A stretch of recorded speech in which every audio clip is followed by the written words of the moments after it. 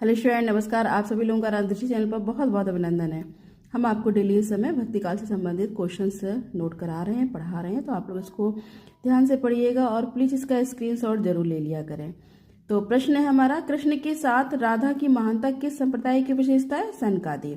अगला प्रश्न है, संवत 1375 से लेकर 1700 तक के साहित्य में परिलक्षित होती है भक्ति भावधारा। अगला प्रश्न है, ओम जय जगदीश हरे की आरती की रचना की है किसने? श्रद्धाराम फिल्लौरी ने। अगला प्रश्न है, द्वैतवाद की प्रणेता है मध्वाचार्य।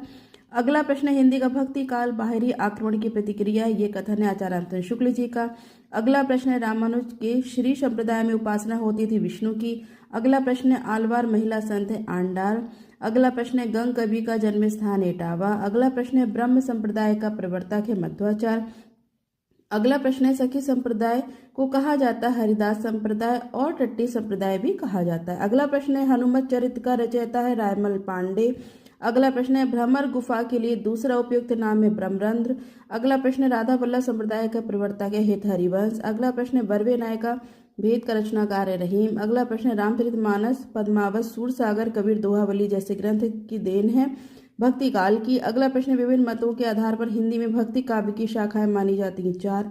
अगला प्रश्न, भक्ति काव्य को भारतीय चिंतन धारा का स्वाभाविक विकास माना जाता है, हजारी प्रसाद द्विवेदी ने माना है। अगला प्रश्न, ब्रजभाषा का सबसे प्राचीन ग्रंथ है प्राकृत व्याकरण।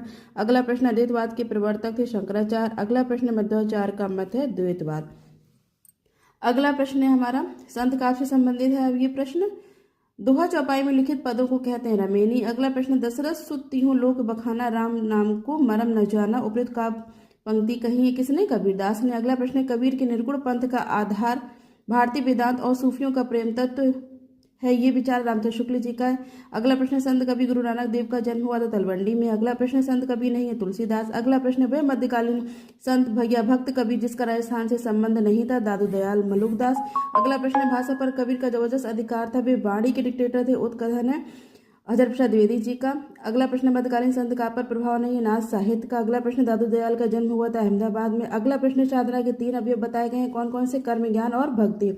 अगला प्रश्न, कबीर की वाणी की विशेषता नहीं है, मूर्ति पूजा, तीर्थाटन आदि का महत्व। अगला प्रश्न, कबीर ने अपने निर्गुण पंथ में वह यानी कि भारतीय वेदांत और सूफियों का प्रेम तत्व शामिल किया जिसका नाथ पंथ में अभाव था। अगला प्रश्न, प्रभु जी तुम चंदन हम पानी जाकी अंग अंग बात समानी, ये काव्य पंक्ति है रैदास जी की। अगला प्रश्न, कबीर की भाषा को टुकड़ी कहा है रामचंद्र शुक्ल जी ने। अगला प्रश्न, हरडेवाड़ी दादू दयाल की रचनाओं का संग्रह। अगला प्रश्न, ईश्वर के अस्तित्व को स्वीकार न करने वाला दर्शन है चावार्क दर्शन। अगला प्रश्न, दादू पंथ का प्रधान पीठ यानी दादू द्वारा स्थित है नरैना में। अगला प्रश्न, कबीर के परलोकवास होने पर उनको किसको गद्दी मिली थी? धर्म